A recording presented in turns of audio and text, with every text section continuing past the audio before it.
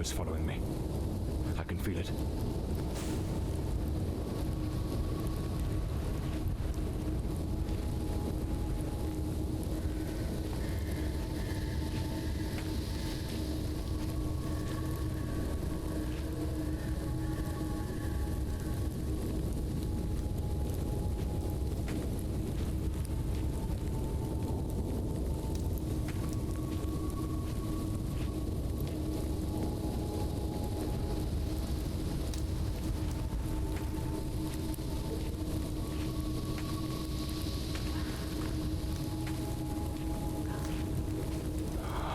Taken such a risk.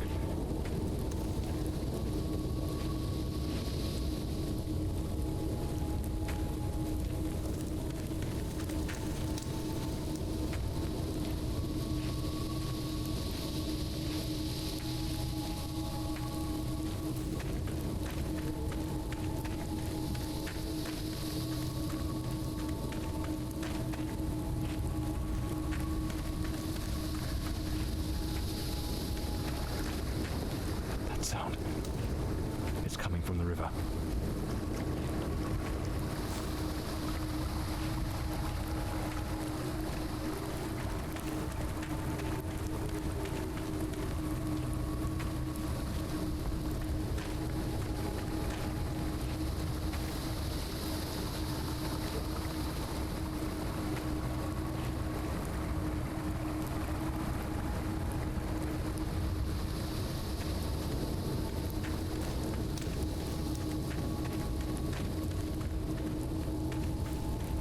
Catches me, it will show no mercy.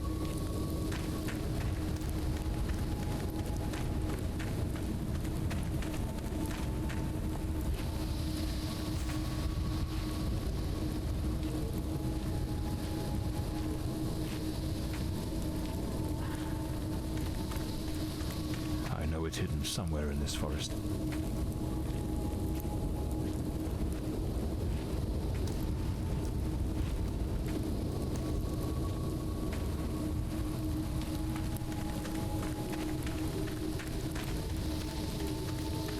Be able to see its light soon.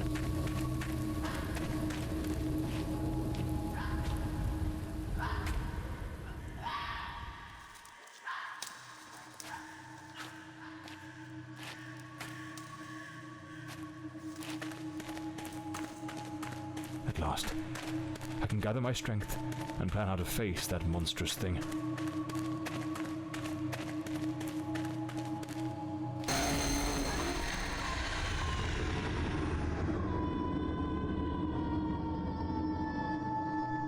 The name's John Morley, private detective, and today is a momentous day. After enduring the most exquisite tortures at the hands of those blasted nurses, and being pumped full of enough medicine to fell an ox,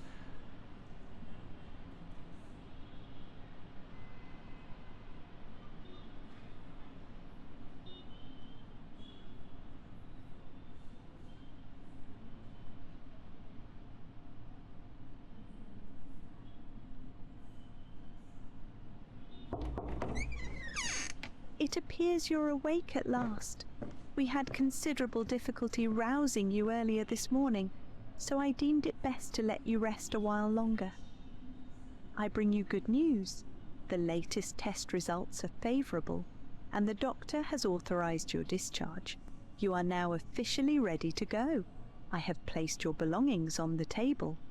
Oh, and a lady stopped by this morning with some clothes from the dry cleaner. I'd better hurry up. Just like Penny says in her note, I might have a new client this afternoon. And with the way things are going, I can't afford to let that slip away.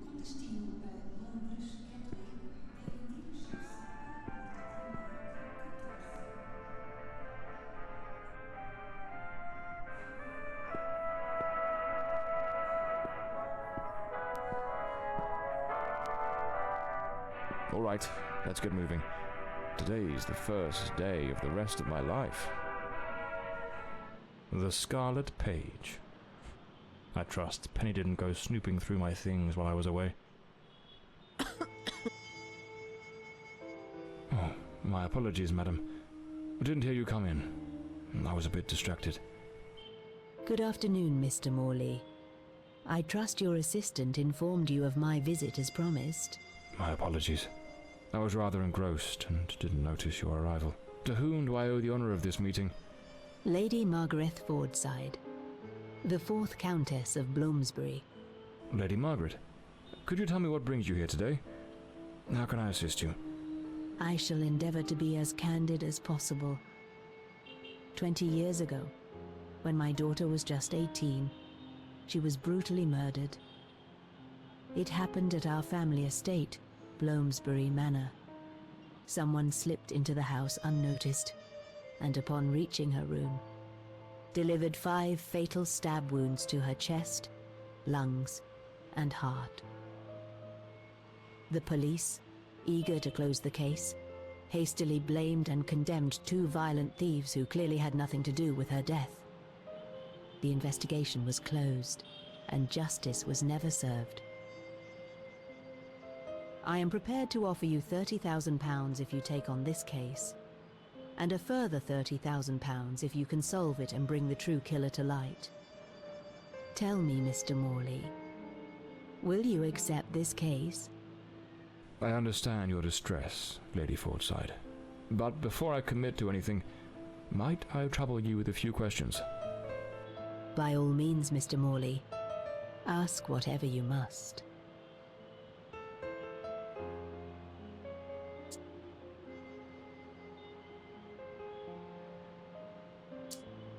A case that's been cold for 20 years. You certainly don't make it easy for me, Lady Margaret. What made you decide to seek out a detective now? For over 2 decades, I've fought tirelessly to have the case reopened, to prove that the real murderer escaped justice. But all in vain. Neither solicitors nor well-meaning police friends, nor even journalists hungry for a dark story have managed to uncover anything. Then one day, I read about your success in solving the case of the Red Shoes killer. Regrettably, I also learned of the unfortunate incident that left you hospitalized with grievous injuries. On the advice of your secretary, Miss Penny, I waited patiently for your recovery. And now, here I am.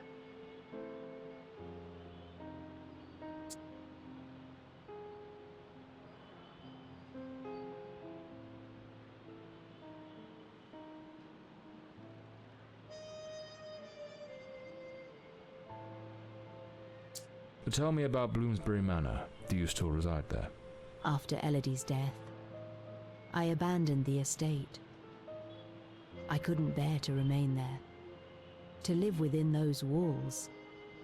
Even now, when I visit the manor, it still feels as though I can hear her footsteps echoing through the halls, her voice humming that old melody, the delusions of an old woman who has mourned her daughter for far too long, Mr. Morley.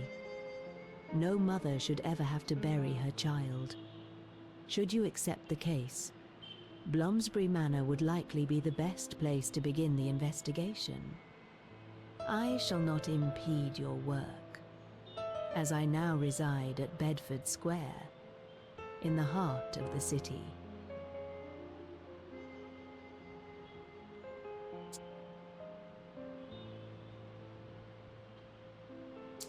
Tell me about the men the police arrested. Why are you so certain they weren't guilty? 2 days after the murder, the police arrested a pair of violent thieves who were terrorizing the county at the time. Though they swore their innocence in my daughter Elodie's death, their criminal record completely undermined their defense. Seizing the opportunity, the police locked them away for their other crimes, and the case was closed. But what has always struck me as suspicious is that nothing was stolen on the night my Elodie was killed. If those thieves were truly the culprits, why would they murder her and then leave without taking a single piece of silver? It doesn't add up, Mr. Morley.